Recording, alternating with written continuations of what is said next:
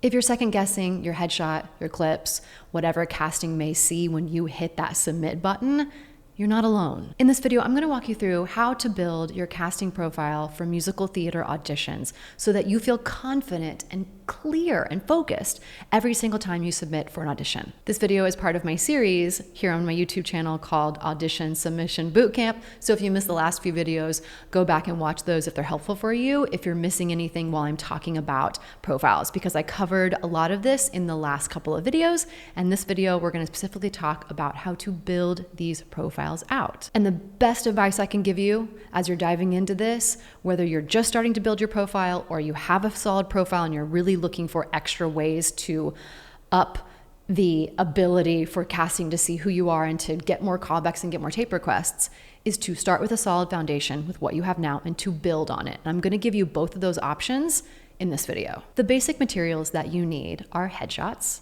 your resume, and then also media clips.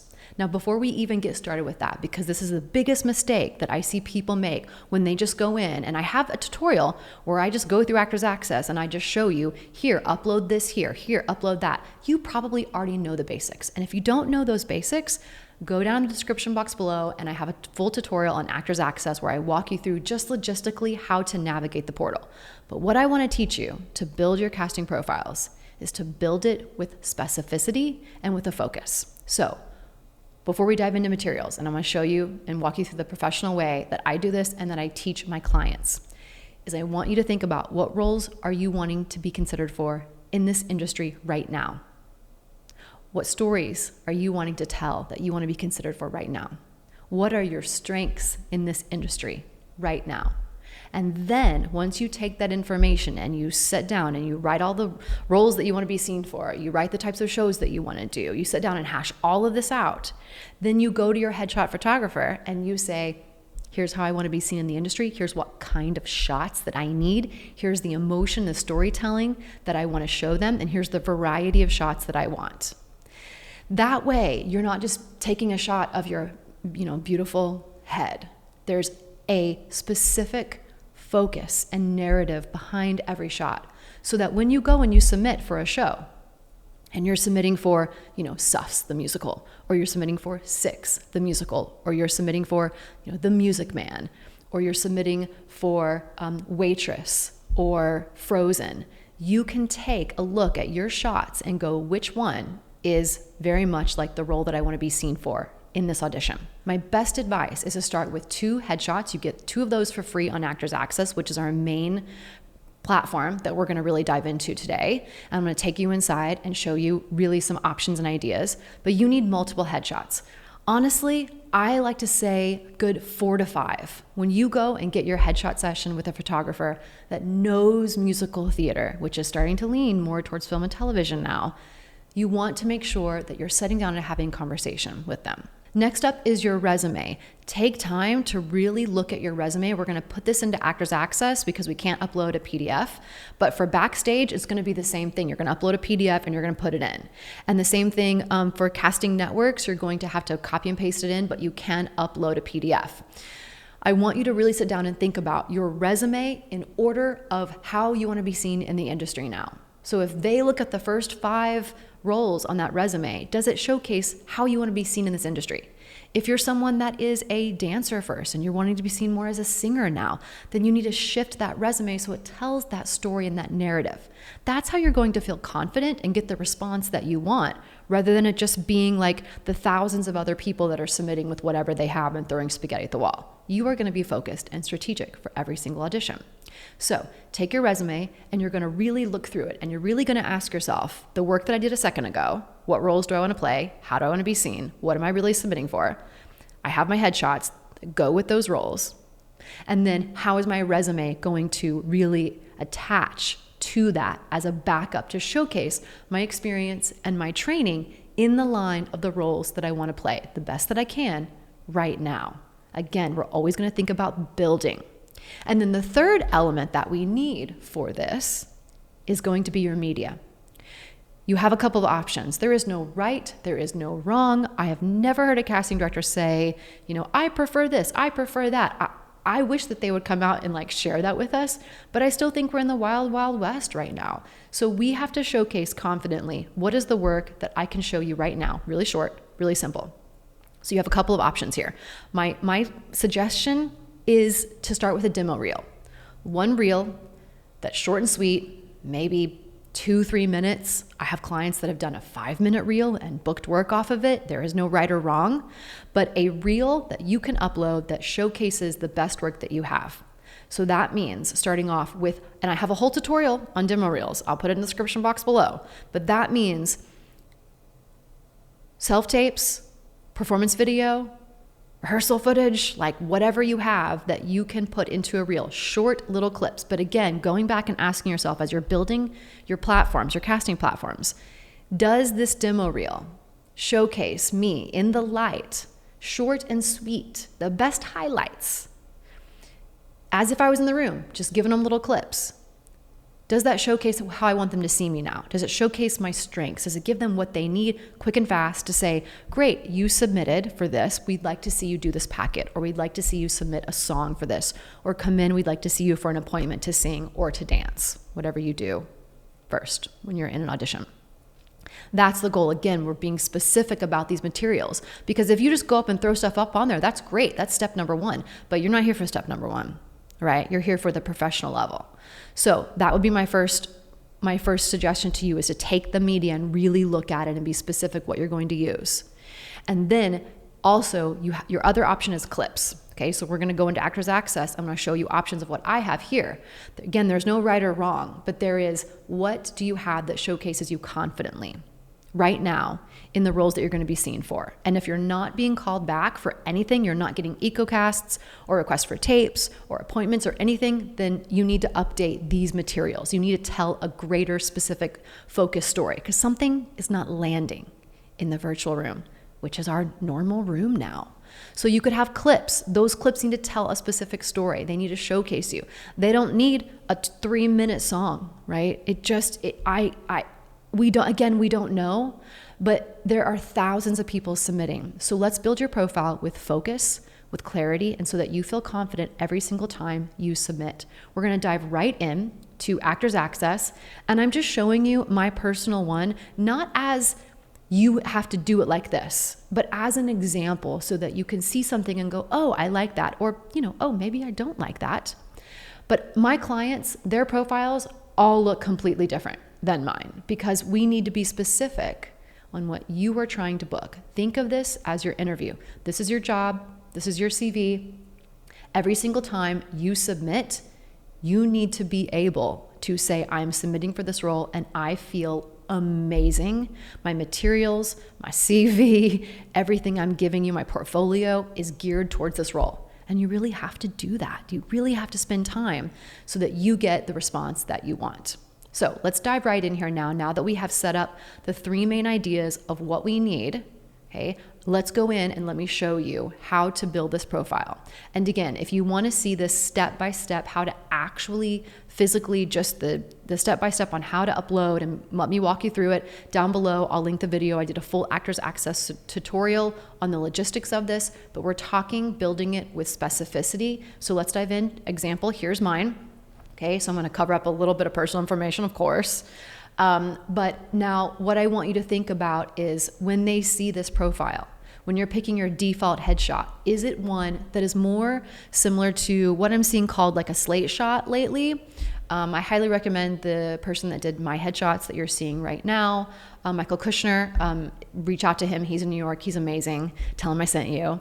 But it's like a general shot that you can use for everything, that kind of lands and say, hey, I want to look, I want to see your work, I want to enjoy, I would like to see if I want to work with you, which is what casting directors and directors are thinking about, right? Not just do you fit the role, but do I want to work with you? So you have your regular headshot. Does this headshot at least give us an idea of who you are, how you land in the room, and is it specific to some sort of quality of the roles that you want to play? Let's go into resume first. Okay, so here's how your resume is going to look when we're viewing it, right? This is for the viewable side of it. Okay, when we scroll down here to your resume, you have so many different options. You can put your website in it. You can put theater in it. You can put regional theater, however you're going to categorize this. But I want you to really think about it as if this is all they see of you. It's okay to have limited amount of credits. It's okay to say, I'm going to take Annie and Annie the Musical off of this because I don't need it. It doesn't serve me.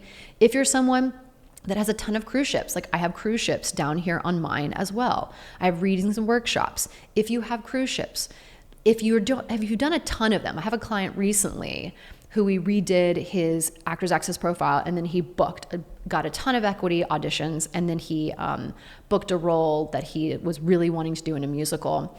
And one thing I mentioned to him was, you have so many cruise ships, but we need to condense them so that it doesn't outweigh the work that you've done on stage. Cruise ships are amazing, but let's lean them into musical theater and let's really give them the storyline of the roles you want to play. And it worked for him. So again, being specific. And then as we go down, any education, any training that you have on your resume, really condense it down here, but showcase how you can be an asset to the work that you're doing right now. If you have degrees, if you have certificates, even if they're not maybe in musical theater, having a degree in something does show discipline. So it's up to you if you want to show it or not. I just like to give anything that's specific to showcasing my work and anything that's specific to showcasing skills that you have. If you have any special skills that are very pertinent to musical theater, put them in here. If you speak other languages, if you are a musician, put that in here. If you look at this resume, do you get an idea of who you are, the type of work you want to be doing? That's how we build out a profile. Okay, again, 3 columns, just like we do on a resume. You're going to copy and paste, and then you're going to adjust this in order, not of date. You're going to adjust it, take a little refresh on her, and we're going to adjust it in order of priority of how you want to be seen in the industry. And I recently even updated mine to showcase a different type of role for the roles that I'm being called back in for, and it's working.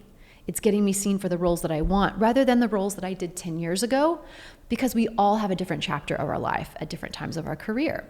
So I want you to really look through this and build this resume out as if they only saw your resume, what would they know about you? What would they get a sense of where you fit in shows? Really, really important. I'm not talking about film or television this, I'm talking about musical theater. And if you're submitting for musical theater and that is your jam, which is mine right now, film and television and commercial work is lower, that's more on casting networks, I want you to really think about putting that on the top, putting that first, because that's our priority with Actors Access. Size card, of course, I would say fill the size card out because it's really important to have. A lot of times musical theater, not as important, but just have it in there because why not? Sometimes they need to see if you fit a costume because it is a certain size and they're doing the Broadway tour costume or the Broadway show costume and it's going on tour and it is what it is, you can't change it. So I always say fill it out best that you feel comfortable. Okay, the next step is photos. So when you pick headshots, this is what I mean. I have 5 right now, and I'm thinking about uploading a couple of more. When I say build as you go, if you look at your headshots and you only have the money to upload 2 right now because it costs money to upload, Backstage, totally free. Casting networks, if you're paying for it and you're paying the monthly subscription like I do, totally free to upload as many as you want. But as you start submitting and you're going, okay, I'm going to submit for Stuff's the Musical, for the Broadway National Tour that's going out, and I don't have a shot that really showcases the role that I want to be seen for, then that is when you go and pull and you say, I need one for that. And that type of a role is coming up quite a lot. Then I need one to fit that. So like, for example, I had this jacket one and I use this for like 4 main roles that I want to be seen for right now. It gives that vibe and it cross-pollinates into film and television as well, which is great for me. But it's like this vibe of this headshot is very different than this one. It's very different than this one. It's very different than this one. And even now, I have a couple of holes that I can see as I'm building where I know I keep submitting for this type of a role with this storyline and this journey of the character. And I need something that really feel that immediately they go, this role, here's the headshot. Oh, okay, let's look at resume. Great, let's look at their media. That's how we're filtering it through, okay? So headshots, start off with 2 contrasting, but not just contrasting for my head looks good and I am smiling. What is the story that you're telling in that headshot? The next thing is your media. So we just talked about what type of media you need to start off with foundation. Every single person is going to be different. Do not wait. If nothing else, upload a clip of you singing a self-tape, like your go-to song. But what we want to eventually get to, this professional level of really starting to get callbacks, is multiple options here. So you're going to see, for example, I have a performance reel down here. This is a performance reel from musical theater work that I have done on stage so that they can see me live. I have access to that. Some people don't. Some clients I have, they're like, I don't have anything from me on stage. I'm coming back into this after a few years, or I just don't have anything on stage yet. Totally okay. That's your option to start off with. Your next option is to do just a reel that maybe has a mix of both. Again, focusing on what story you want to tell and what roles you want to be seen for right now, rather than just doing a vague, hi, I sing this song, hi, I do this dance. Don't do that. Be specific. Be targeted, as if you were going into the room and this is the best highlights you could give them, the 8 bars of the top 3 songs, okay? Or throw a scene in there, whatever it may be. If you're a singer actor, be specific and focused. This is how you build a casting profile that you get responses from. This is how you build a career that you get responses from, because you're making the choice of saying, here's how I want to be seen, rather than cast me in anything. Don't do that.